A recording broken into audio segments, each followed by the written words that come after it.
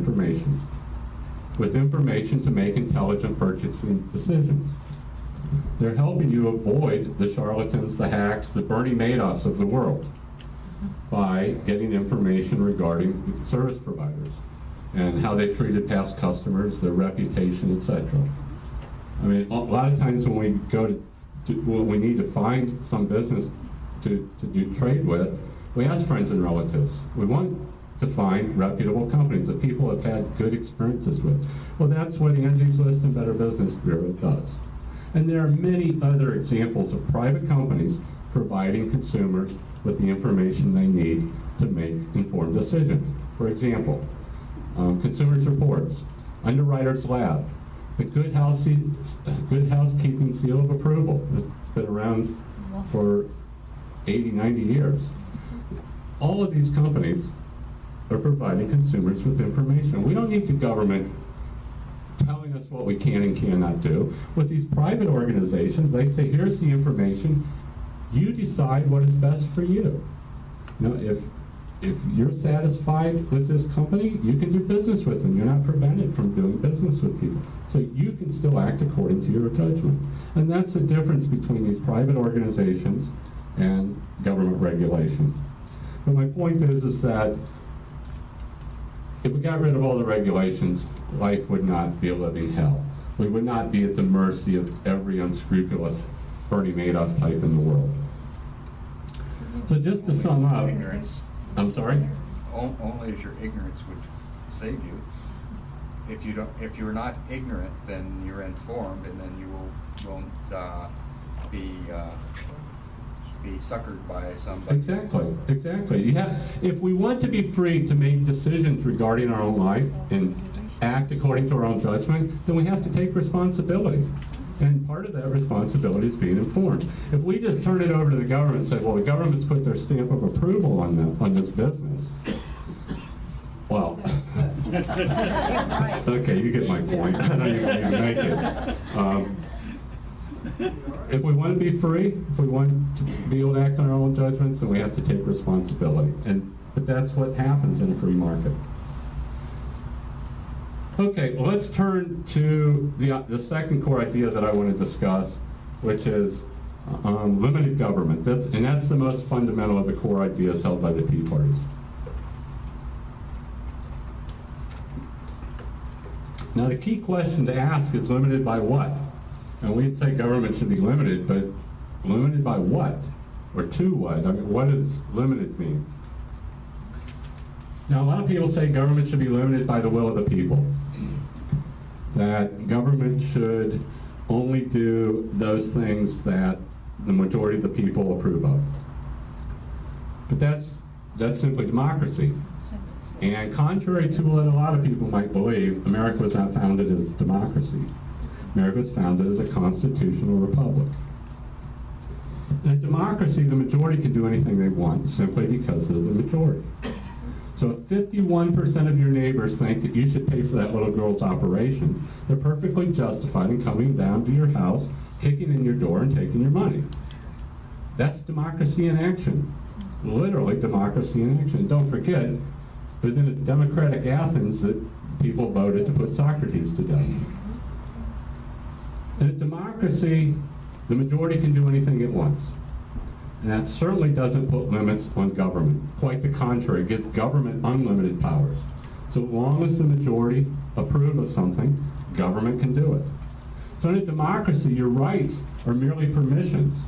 They aren't really rights, they're just permissions. And the majority can remove those rights anytime it chooses, for any purpose it chooses. So democracy or the will of the people is certainly not going to limit government. Now, other people say that government should be limited by the Constitution. I think it even says that on the banner back there. And I agree with that. I completely agree with that. The Constitution is the law of the land.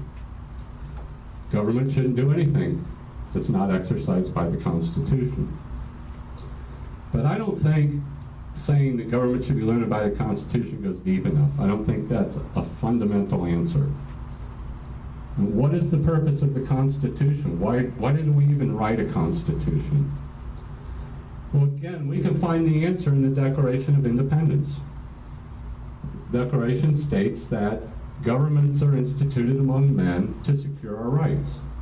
And that is the purpose of government. That's the purpose of the Constitution, to secure our individual rights, to protect our freedom to act according to our own judgment in the pursuit of our own happiness, to live our lives as we choose. That's why the Constitution was written. When the founders met in Philadelphia to write the Constitution, or when they wrote the Constitution, they carefully and specifically enumerated the powers that government was authorized to have. They didn't say government can do anything, government can, whatever the people want government to do, government can do it. They said this is what government can do and this is all government can do. And they were guided by the principle of individual rights. When that section of the Declaration that I've been quoting states, among these rights are, and governments are instituted among men, follows that. The founders recognized that the purpose of government, the proper purpose of government, is protecting our rights. So if we want a principle to limit government, individual rights is that principle.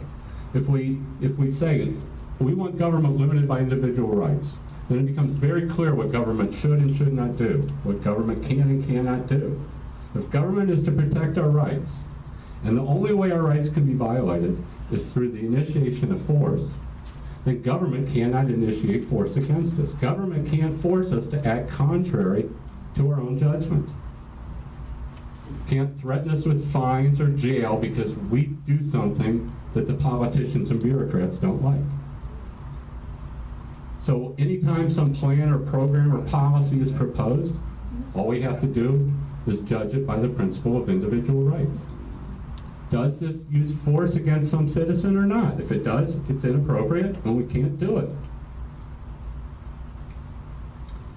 So the principle of individual rights provides us with really clear guidelines on what government can and cannot do, what it is proper for government to do. Now, it's important that we realize that we can't make exceptions to this principle. We can't say that it's okay to violate individual rights sometimes. You know, there's a special situation or we've got this really noble cause or whatever. No exceptions. The moment you start making exceptions, the moment you start saying it's okay to violate individual rights, is the moment you say individual rights can be violated for any purpose, for any cause. Because what's your guideline? The expediency of the moment? I mean, your really great cause today, somebody else's really great cause tomorrow. And that's what the Republicans and Democrats have been doing for decades. They just trade on whose great cause is going to be used to violate our rights. And so what happens? They both just slowly chip away at our rights. So my point is, no exceptions. 100% absolute consistency. Otherwise, we're just debating over details with the Democrats and Republicans. Whose rights can be violated and when? And we're no different then. Now this may mean challenging some of our ideas and some of our conclusions. As I said, the principle of individual rights has really broad applications and implications. And there are a multitude of issues that it applies to. We may find as we examine the issue of individual rights and start seeing how it applies to different issues, we may find that the principle of individual rights conflicts with some of our conclusions and beliefs. And we might have to rethink some of these ideas. For example, gay marriage or drugs or immigration. I know those are all controversial topics, particularly among this group. But you may find some of your ideas challenged. As the French philosopher Voltaire once said, I may not agree with what you say, but I will defend your right to say it. The same applies to action. We may not always agree with how others choose to live their life. We may not agree with the type of business they run or the products they sell. We may not agree with their lifestyle. But if we want the freedom to live our lives as we choose, if we want the freedom to act on our own judgment, then we have to defend the mutual rights of others to act on their judgment and live the life that they choose. Otherwise, we're just hypocrites. Otherwise, we're just like the Republicans and Democrats. And I don't think you want to be like them. Now, these are pretty gloomy times. I'm generally a pretty optimistic person, but these are pretty gloomy times. And Julie was just telling us national debt's 16 trillion. That can't make anybody happy. Now, America's facing bankruptcy. If we continue down this road, we're facing bankruptcy. I think Tom said that the unfunded liabilities are 70 trillion. I've heard 110 trillion. So does it really matter? I mean, we're headed towards bankruptcy if we continue down this road. Government controls keep growing. I mean, regulations are just pouring out of Washington like, I don't know what to compare it to, but the controls over our lives are just getting almost complete. So it's pretty bleak right now. But it's important to remember that the Founding Fathers also faced bleak times. They took on the most powerful military in the world. And they had a pretty ragtag army when they did it. So things didn't look real rosy when the war started. But the Founding Fathers were very principled and they were very courageous. They fought for the most noble idea in the history of mankind, individual rights. They risked their lives, their fortunes, and their sacred honor in defense of the individual rights. And during the war, some of them lost their lives, some of them lost their fortune, but not a single one lost his sacred honor. The result was the creation of the greatest nation in the history of mankind, the United States of America.